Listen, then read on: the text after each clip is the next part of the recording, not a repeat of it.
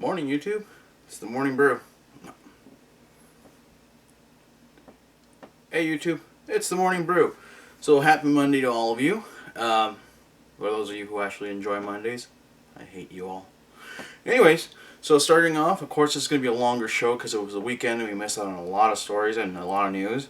So, let's start with a catch-up here. Starting off, we talk about Sony is not going to meet expectations for the PS4 sales till summer. After selling 6 million units, they still cannot keep up with the demand, which is sad because it overshadows the Xbox One's 3 million sales so far. Even with the Titanfall bundle and the success of Titanfall, Microsoft can't seem to catch up. Which, in this scenario, if they're smart, they figure out some other way to move sales along quickly because Sony won't be able to keep up with the demand, but Microsoft most likely will. So, what does that mean for all of us? If you're still broke, and you ain't going to get one. So I would say right now, if you have the money, you probably still won't get a PS4, but you might be able to get an Xbox One. I don't know. For me, I'm too broke. Also, we got the Boondocks coming back to Cartoon Network. Unfortunately, creator Aaron McGruder will not be returning to the show for the final season of the Boondocks. According to reports, Sony Entertainment says that it was a scheduling issue. They could not come up with a schedule that worked for both parties, so unfortunately they're going to move forward without Aaron. Aaron's people basically say there's no no comment on the issue. So that's to me like either it was money more than actual scheduling, which I would understand, but when it's your own creation, your own comic strip that you made that turned into a cartoon, do you really leave it on the hands of somebody else to finish the final season of the series? I don't know. It sounds sketchy, it sounds awful. I'm still going to watch it. Hopefully it doesn't turn out to be a crap load and it gives a good send-off for the show. It's been a good show for the last 3 seasons. It was entertaining as all hell. Laughed my butt off every single time I saw it. It's sad to see it go, but then again, it's been off the air and on reruns. Mostly reruns for the past, 2 years since it came back the second time. So 4th season, let's give it a proper send-off. So tune in and watch it and see what happens. Sorry guys, gotta read notes today. It is a long list of today. So in other news, creationists are crying foul that they're not getting equal airtime on the show Cosmos, hosted by Neil deGrasse Tyson. Equal airtime for creationists. I call bullshit. I think it's hilarious that we want to. Everybody wants fair airtime on everything. So, what I wonder is, where else do we get the right wing equal time on? I don't know. I'm not a very political person, but when it comes to science, it kind of bugs me when creationists want to go off and demand that they get the same treatment on a show that has nothing to do with them. This show is literally scientific fact. It is what the scientific community recognizes as a fact to be true and upheld by the scientific community. To give creationists equal airtime is... It's like giving soccer fans equal playtime on an NFL football field. You may call it football, and we may call it football, but it's not the same game. They're 2 completely different games and 2 different completely sets of rules. So quite frankly, when they want to cry foul, it's ridiculous. Even Neil deGrasse Tyson was quoted, I'm going to have to paraphrase it because I don't have it in front of me, but basically said, it's like discussing the roundness of the earth with a flat earther. It just doesn't make sense. You can't go off and put out your theory to the world and then say, no, hold on, let me give equal time to the guy who believes the earth is still flat. Not going to happen.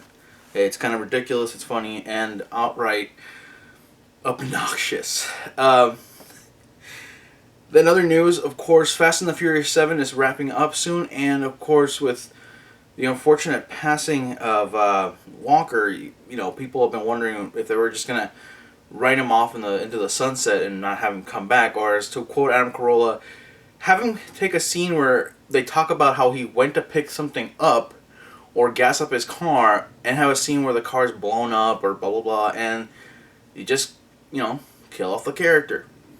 Well, instead of that, they're not doing that, period. They're actually going to go ahead and have 4 body doubles and some CGI Walker in scenes. Um, that's a little weird to me. It's kind of like that the virtual reality Tupac on stage. I say they should have just written off the character, given him a proper like. Maybe do use the body doubles just for driving scenes, but have him go off with a bang. You know, he was a great guy and he did great work for charity, and it's a damn shame what happened to him. But at the same time, you know, movies are gonna move forward without the character. I just wish they hadn't gone down this path. It's gonna be a little creepy. I never watched them, so it's not gonna bother me that much. But I don't know. What are your thoughts? Let me know in the comments what you think of that. Sony Fast and the Furious using a virtual, Paul Walker with a couple of body doubles standing around. It's kind of creepy. Anyways, in other movie news, the X-Men Days of Future Past second trailer has come out, and it still hasn't changed my mind. I am still worried as all hell about the movie because First Class was fantastic. It was exactly what X-Men should have been. And unfortunately, X-Men Trilogy is exactly what X-Men shouldn't have been. Now watching the second trailer, and of course if you're not familiar with the series or the stories of X-Men Days of Future Past, essentially it's a time travel story. We go from a possible paradox future where Sentinels are taking over the Earth and both humans and mutants are being destroyed, and of course they travel back to try and stop it. The way the X-Men universe has been written up, it really messes with so much of the story and so much of everything that's been going on that it's going to be hard to swallow whatever patching they do. And as an X-Men fan, I've already written off the original trilogy and hoped that the new First Class series was going to stand alone as a whole new universe and a reboot, and now it just turns out we're just going to write it into the current series and move on with that. I'll judge it once it comes, but it's just not looking good. The trailer looks impressive, but again, so did the other trailers for the other movies. It's just the only good X-Men movies I've seen were the second Wolverine movie and the First Class movie. Those were the best ones for me. The other ones were just terrible movies. Anyways, in sad news, we had War frontman Dave Brockie pass away over the weekend on Sunday specifically. Police don't suspect any foul play. He passed away at the age of 50. Dave was also known, and I have to read this, apologize, Odaris Ungaris, and I apologize if I get that wrong. If you're not familiar with Gwar, well, their best known songs are Womb with a View and Slaughterama. For me, they're better known for their stage performance with full costumes and special effects and really crazy puppetry and stuff like that going on. I personally was never a huge fan. I did appreciate what they did. I did appreciate their performances on stage from an artistic point of view. Really sad to hear they passed away at only age 50. That's pretty damn young. But then again, he's a rocker. Rockers don't last very long, unless you're on the Rolling Stones. On better news, Mystery Science Theater 3000 is making a comeback this year with 3 episodes on National Geographic. Now, currently, the cast of Mystery Science Theater 3000 is doing rifftracks.com, which is still one of the best services you can ask for. If you ever watch a cheesy film, they're the ones to have right next to you talking about it. If you're not familiar with Mystery Science Theater 3000, you've been living under a rock for the last 30 years.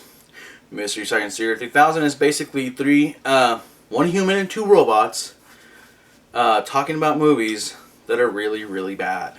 Really bad B-rated movies. But because of them, I've seen some of my favorite movies on there. I've seen great riffing on that show, and it's been 15 years since they went off the air.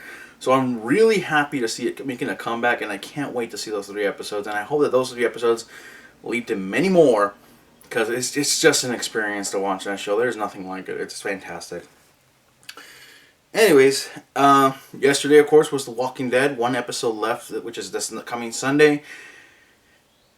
Spoiler-free review. I'll be nice because it's only Monday. I'm sure some of you have not watched your DVR recording like the rest of us. But what I can say is, claimed. This episode is completely claimed and you cannot take it. If you do take it, we'll have to teach you. We'll teach you hard. Very hard. Claimed. Anyways, good episode. Gotta say that there was a little bit of tension. There's a couple of good comedic, awkward, nerdy moments that I won't spoil and I won't say who. But when you see the flirtation that happens in this episode, that's a geeky way of flirting. Trust me, I'm very familiar with it. So the best flirting was done as a geek. Anyway, speaking of Walking Dead, Fred Phelps passed away. Anyways, Fred Phelps did pass away. If you don't know who Fred Phelps is, he was the leader of the Westboro Baptist Church. You know, those douchebags that like to protest soldiers' funerals, openly gay people's funerals, children's funerals, just to be dicks. Well, a spokesperson from the church, aka one of his 13 children, decided to go on CNN and say, and please forgive the language, I won't even use it, if you effers, F-A-G-G-O-T-S, choose to come out to my father's funeral to picket, we will sue you. Now think for a second, if you're familiar with what they've done in the past, they picketed soldiers' funerals and then if anybody tried to sue them, they would counter-sue because of violations of their First Amendment rights. I find it incredibly ironic that now that Fred Phelps has passed away, they want their privacy protected. They want their family's privacy and momentum of their sadness to be protected by the government and not allow picketers to be outside. Fuck you. I'm sorry to curse, but it's a deserving fuck you. Because you people are sick. You people are demented individuals that use the Word of God, the good book, if you want to put it, and twist it into these sick, demented things that you want. Basically, you want to twist it in a way where you can use it to your advantage. You say that God hates faggots, and I hate using that word. I really do, but I'm quoting their stupid picketing signs. Thank God for dead soldiers. What is that crap? What is wrong with these people that they think this is okay behavior? And now to demand that we as people respect their funeral services. The hell with that. I say that if you are out there and you want to picket, they can't touch you. They cannot sue you for practicing your First Amendment rights. They can't. They just can't. They have fought and defended those rights for themselves. And guess what?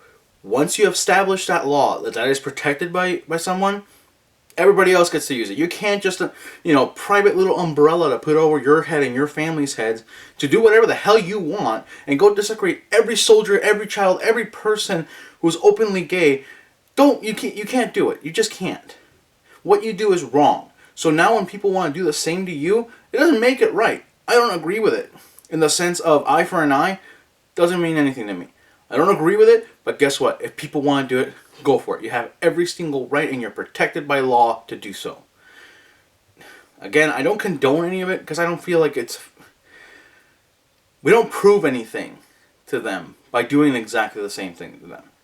Is it right whether they do it in the first place? Absolutely not. Is it right for us to do it as well? Absolutely not either. There's no gain momentum.